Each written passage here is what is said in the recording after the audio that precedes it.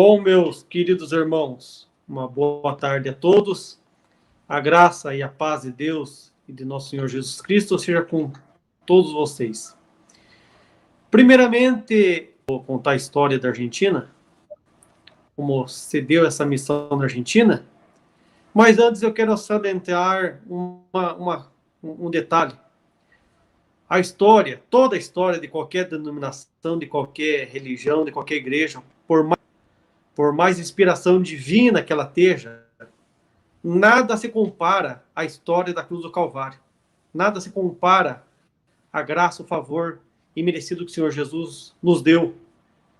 Então, toda a história tem seus altos, seus baixos. Não é um conto de fada. Às vezes, algumas pessoas tentam escrever, maquiar a história e fazer um conto de fada bonito. Eu já sou bem imparcial.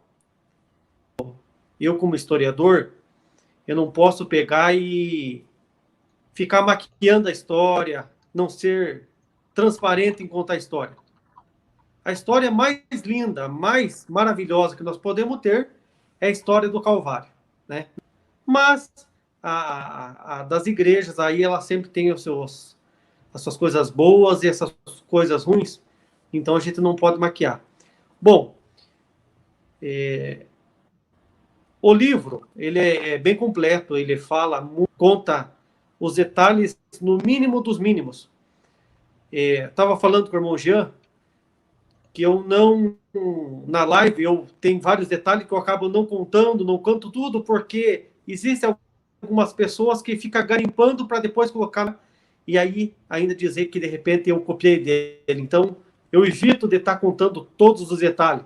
Mas no livro, você encontra a história bem completa. É um trabalho aí muito bem feito, recheado de documentos. A história da Argentina nasce através da irmã Lúcia de Francisco Mena. Era uma irmã que ela era diaconisa, cuidava na parte da piedade, e era uma irmã também que ela tinha o dom de evangelizar, e ela tinha seus sogros, seus cunhados que moravam na Argentina. Então ela convidou o irmão Luiz Francisco para vir visitar os parentes dele na Argentina, foram orar a Deus, e Deus confirmou. Eles deveriam, só um pouquinho, irmãos, que eles deveriam então vir na Argentina. Então ele foi buscar a confirmação de Deus para a viagem e obteve do Senhor na Argentina. Eles embarcaram no navio, no livro eu trago a foto do navio, eu conto qual é o nome do navio que eles embarcaram. Fizeram uma longa viagem de Chicago, percorrer alguns outros estados, até poder chegar então na Argentina. Quando eles chegam na Argentina, eles vão ali para a província de São Caetano. Chegando naquela província, eles começam a anunciar o evangelho, começam a anunciar as boas novas e começam a anunciar também o dom de falar em línguas estranhas, né? Deus fez uma obra bonita ali, que acabou, então, todos receberam o evangelho, receberam as boas novas e foram batizados, então, com as línguas estranhas, começaram a falar línguas estranhas, antes do batismo das águas mesmo. Receberam a virtude e começaram a falar nas línguas estranhas. Bonito ali. Um detalhe, o irmão Luiz Francisco, ele tinha o dom da cura. Então, aconteceu 2 milagres na Argentina. Um deles, o irmão Francisco, ele orou com imposição das mãos sobre a cabeça de uma irmã, que eu relato o nome dela no livro. A irmã obteve a cura, ela foi curada. Ela fazia muitos anos que era paralítica, e Deus libertou essa irmã. Ela recebeu essa cura. Através desse milagre, isso aí se estendeu ali pela Argentina, as autoridades foram acionadas, causou um rebuliço. Ocorreu que, por causa disso, durante um culto que o Francisco pregava, chegou às autoridades, chegou a polícia, e perguntou quem era o irmão Francisco, quem era o companheiro dele. E aí, quem é ele? naquele momento, eles dão voz de prisão por irmão Frascon. Então você está preso. Você está sendo acusado por curandeirismo e por charlatanismo. Então, por essas acusações, você vai ser preso. Está detido agora. No meio do culto, ele teve que deixar o culto. Tanto ele como o irmão Giacomo Lombardi são levados presos.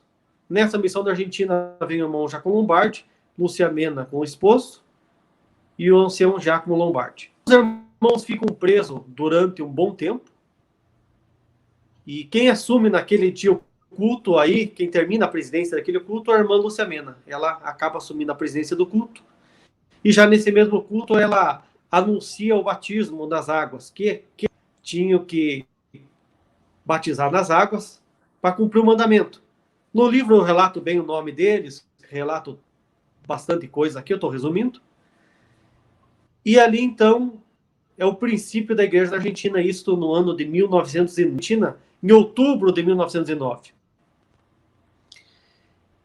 E aí acontece que as autoridades, após um tempo que ele está preso ali, fazem um acordo com ele. Se ele deixar aquela província e não pisar mais ali, então ele é dispensado da prisão. Caso contrário, que ele queira ficar ali, ele ia ficar preso. Então ele assinou um acordo e foi para outra província. Mas ali ele começou a pregar o evangelho novamente, teve contato com algumas igrejas evangélicas ali da Argentina.